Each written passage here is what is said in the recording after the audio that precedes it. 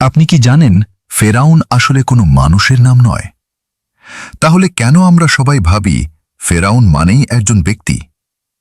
আবার ইতিহাসের সবচেয়ে বিখ্যাত ফেরাউনকে রামসেস নাকি তুতানখামুন? আর কেন হাজার হাজার বছর পরেও পৃথিবীর কোটি কোটি মানুষ মিশরের ফেরাউনদের নিয়ে এত আগ্রহী? আজকের এই ভিডিওতে আমরা জানব ফেরাউন আসলে কে ছিলেন, রামসেস কি সত্যি ইতিহাসের সবচেয়ে শক্তিশালী শাসক ছিলেন, আর মাত্র ১৯ বছর বয়সে মারা যাওয়া তুতানখামুন কেন আজও পৃথিবীর সবচেয়ে বিখ্যাত ফেরাউন। ভিডিওটি শেষ পর্যন্ত দেখুন, কারণ শেষ অংশে এমন একটি তথ্য জানবেন যা ইতিহাস এবং কুরআনের আলোকে এই সভ্যতাকে নতুনভাবে ভাবতে বাধ্য করবে। আজ থেকে প্রায় ৩৫০০ বছর আগে আপনি মিশরের রাজধানীতে দাঁড়িয়ে আছেন। দূরে সূর্যের আলোয় ঝলমল করছে বিশাল রাজপ্রাসাদ। প্রাসাদের বাইরে সারিবদ্ধ শত শত সৈন্য, হাতে ব্রোঞ্জের বর্শা, পিঠে ধনুক তীর, সামনে দ্রুতগতির যুদ্ধরাত। হঠাৎ সবাই মাথা নিচু করে ফেলল, কারণ প্রাসাদ থেকে বেরিয়ে আসছেন এমন একজন মানুষ যার একটি আদেশে হাজারো সৈন্য যুদ্ধ শুরু করে দিতে পারে, যার সামনে মাথা নত করত রাজা, পুরোহিত, সেনাপতি, এমনকি বিদেশি দূতরাও। কিন্তু প্রশ্ন হল, তিনি কে? কোন ফেরাউন সবচেয়ে বেশি বছর রাজত্ব করেছিলেন? দিনের শুরু থেকে রাত পর্যন্ত একজন ফেরাউনের জীবন কেমন ছিল? তাদের প্রাসাদের ভেতরে কি ঘটত, আর কিভাবে তাদের সেনাবাহিনী পৃথিবীর সবচেয়ে ভয়ঙ্কর বাহিনীগুলোর একটি হয়ে উঠেছিল? চলুন আজ আমরা ফিরে যাই প্রাচীন মিশরের সেই স্বর্ণযুগে। আসুন জানি ফেরাউন আসলে কে ছিল। আমরা সাধারণভাবে ফেরাউন শব্দটিকে একজন নির্দিষ্ট রাজা মনে করি, কিন্তু বাস্তবতা হল ফেরাউন ছিল একটি উপাধি। যেমন আজ আমরা বলি রাষ্ট্রপতি, সম্রাট বা বাদশাহ, ঠিক তেমনি প্রাচীন মিশরের রাজাদের উপাধি ছিল ফেরাউন। এই শব্দটি এসেছে প্রাচীন মিশরীয় ভাষার পেরা থেকে। এর অর্থ মহান প্রাসাদ বা গ্রেট হাউস। প্রথম দিকে এই শব্দ দিয়ে রাজপ্রাসাদকেই বোঝানো হতো। পরে ধীরে ধীরে সেই প্রাসাদের অধিপতি অর্থাৎ রাজাকেই ফেরাউন বলা শুরু হয়। তাই রামেসেস একজন ফেরাউন, তুতানখামুন একজন ফেরাউন, আখেনাতেন একজন ফেরাউন। কিন্তু ফেরাউন তাদের কারো ব্যক্তিগত নাম নয়। প্রাচীন মিশরের মানুষ বিশ্বাস করত ফেরাউন শুধু রাজা নন, সে দেবতাদের প্রতিনিধি। অনেক সময় তাকে জীবন্ত দেবতা হিসেবেও সম্মান করা হতো।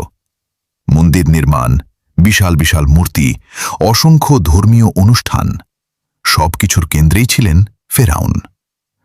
মৃত্যুর পরও তাঁদের জন্য নির্মাণ করা হতো বিশাল সমাধি, কারণ মিশরীয়দের বিশ্বাস ছিল মৃত্যুর পরও জীবন রয়েছে। সেই কারণেই মমি তৈরি করা হতো। খাবার, স্বর্ণ, অলংকার এবং নানা মূল্যবান জিনিস কবরের ভেতরে রেখে দেওয়া হতো। যদি সবচেয়ে শক্তিশালী এবং প্রভাবশালী ফেরাউনের তালিকা করা হয়, তাহলে রামসেসের নাম প্রথম সারিতেই থাকবে। সে প্রায় ৬৬ বছর মিশর শাসন করেছিল, যা সেই সময়ের জন্য অত্যন্ত দীর্ঘ সময়। সে অসংখ্য মন্দির নির্মাণ করে, তার মধ্যে সবচেয়ে বিখ্যাত হল আবু সিম্বেল। বিশাল পাথরের পাহাড় কেটে তৈরি করা হয়েছিল এই মন্দির। সে বহু যুদ্ধ পরিচালনা করে। সবচেয়ে বিখ্যাত ছিল কাদেশের যুদ্ধ। যদিও এই যুদ্ধের ফল নিয়ে ইতিহাসবিদদের মধ্যে মতভেদ রয়েছে, তবুও রামসেস এটিকে নিজের বিশাল বিজয় হিসেবে প্রচার করেছিল। তার শাসনামলে মিশর ছিল ধনী, শক্তিশালী এবং স্থাপত্যে বিশ্বের অন্যতম উন্নত সভ্যতা। অনেক গবেষক মনে করেন কুরআনে বর্ণিত মুসা আলাইহিসসালামের সময়কার ফেরাউন হয়তো রামসেস অথবা তার উত্তরসূরিদের একজন হতে পারে। তবে এ বিষয়ে নিশ্চিত ঐতিহাসিক প্রমাণ এখনও পাওয়া যায়নি। তাই এটিকে নিশ্চিত ইতিহাস হিসেবে নয়, বরং একটি গবেষণামূলক মতামত হিসেবেই দেখা উচিত। এখন আসি টুটানখামুন এত বিখ্যাত কেন? অদ্ভুত ব্যাপার হল, টুটানখামুন ছিল খুবই তরুণ একজন ফেরাউন। সে মাত্র প্রায় ৯ বছর বয়সে সিংহাসনে বসে, আর মাত্র ১৮ বা ১৯ বছর বয়সেই মৃত্যুবরণ করে। সে বড় কোনো যুদ্ধ জয় করেনি, বিশাল সাম্রাজ্য গড়ে তোলেনি। তাহলে সে এত বিখ্যাত কেন? এর উত্তর লুকিয়ে আছে 1922 সালে। ব্রিটিশ প্রত্নতত্ত্ববিদ হাওয়ার্ড কার্টার তার সমাধি আবিষ্কার করে। অবিশ্বাস্য হলেও সত্য, এই সমাধিটি প্রায় অক্ষত অবস্থায় ছিল।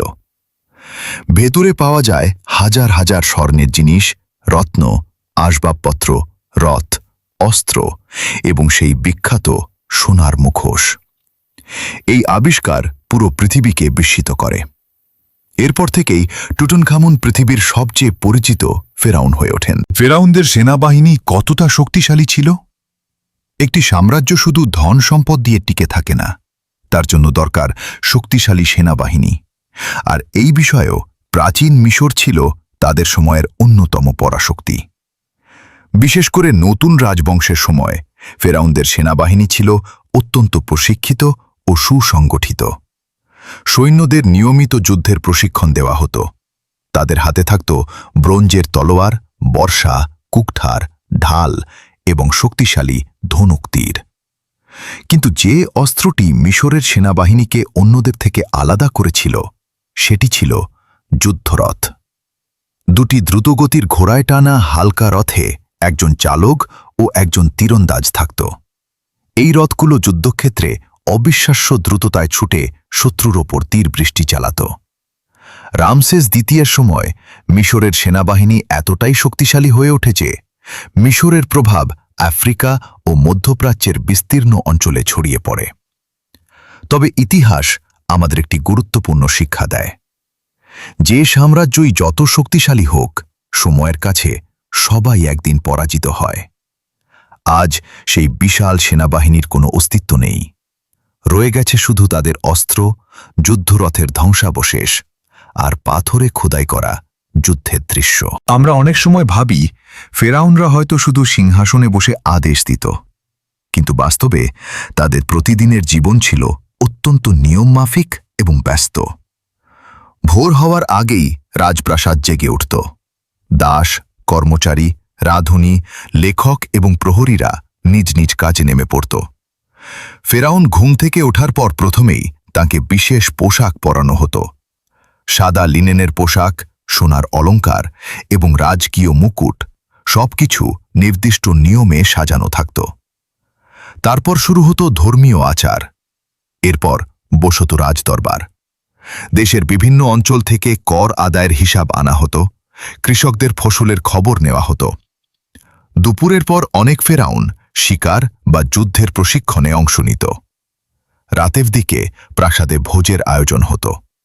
সঙ্গীতশিল্পী, নৃত্যশিল্পী এবং অতিথিদের উপস্থিতিতে রাজসভা জমে উঠত। ফেরাউনদের প্রাসাদ ছিল শুধু বাসস্থান নয়, এটি ছিল পুরো সাম্রাজ্যের মস্তিষ্ক।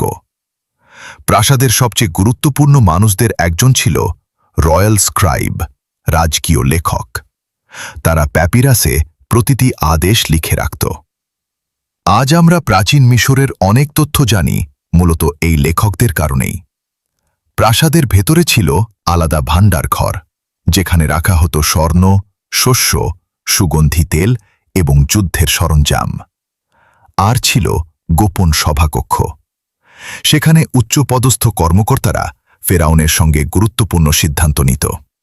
কখনো কখনো উত্তরাধিকার নিয়েও ষড়যন্ত্র হতো, কারণ মিশরের সিংহাসন ছিল পৃথিবীর সবচেয়ে লোভনীয় ক্ষমতাগুলোর একটি। একটি ভুল সিদ্ধান্ত পুরো রাজবংশকে ধ্বংস করে দিতে পারত। তাই প্রাসাদের চকচকে দেয়ালের আড়ালে সবসময় ছিল ভয়, প্রতিযোগিতা এবং ক্ষমতার লড়াই। আজ আমরা জানলাম ফেরাউন কোনো ব্যক্তির নাম নয়, এটি ছিল একটি রাজকীয় উপাধি। রামসেস ছিলেন ইতিহাসের অন্যতম শক্তিশালী এবং দীর্ঘকাল শাসনকারী ফেরাউন। আর তুতানখামুন বিখ্যাত হয়েছেন তার অক্ষত সমাধি এবং অসাধারণ প্রত্নসম্পদ আবিষ্কারের কারণে। হাজার হাজার বছর আগের এই সভ্যতা আজও আমাদের বিস্মিত করে। ইতিহাসের অন্যতম দীর্ঘ সময় শাসনকারী ফেরাউন ছিলেন রামসেস। একজন ফেরাউনের প্রতিটি দিন শুরু হতো রাজকীয় আচার, প্রশাসনিক বৈঠক, ধর্মীয় অনুষ্ঠান এবং রাষ্ট্র পরিচালনার দায়িত্ব দিয়ে। জানলাম রাজপ্রাসাদ ছিল শুধু বিলাসিতার স্থান নয়, সেখান থেকেই পরিচালিত হতো পুরো সাম্রাজ্যের প্রশাসন, অর্থনীতি এবং কূটনীতি। আর দেখলাম শক্তিশালী সেনাবাহিনী ও দ্রুতগতির যুদ্ধরাত কিভাবে মিশরকে সেই সময়ের অন্যতম পরাশক্তিতে পরিণত করেছিল। কিন্তু এত ক্ষমতা, এত সম্পদ, এত গৌরব, আজ সবই ইতিহাস। ভেঙে পড়েছে প্রাসাদ, নিশ্চুপ হয়ে গেছে রাজদরবার, হারিয়ে গেছে সৈন্যদের পদচারণা। রয়ে গেছে শুধু পাথরের দেয়ালে খোদাই করা গল্প, মমি আর সভ্যতার শিক্ষা। পরবর্তী পর্বে আমরা জানব তুতানখামুনের সমাধিতে এমন কি পাওয়া গিয়েছিল যা পুরো পৃথিবীকে বিস্মিত করেছিল। ভিডিওটি ভালো লাগলে লাইক করুন, শেয়ার করুন এবং ইতিহাস, মিশর ও ইসলামের আলোকে এমন আরও তথ্যবহুল ডকুমেন্টারি দেখতে আমাদের চ্যানেলটি সাবস্ক্রাইব করুন। আপনার মতে ইতিহাসের সবচেয়ে রহস্যময় ফেরাউন কে? কমেন্টে অবশ্যই লিখে জানান।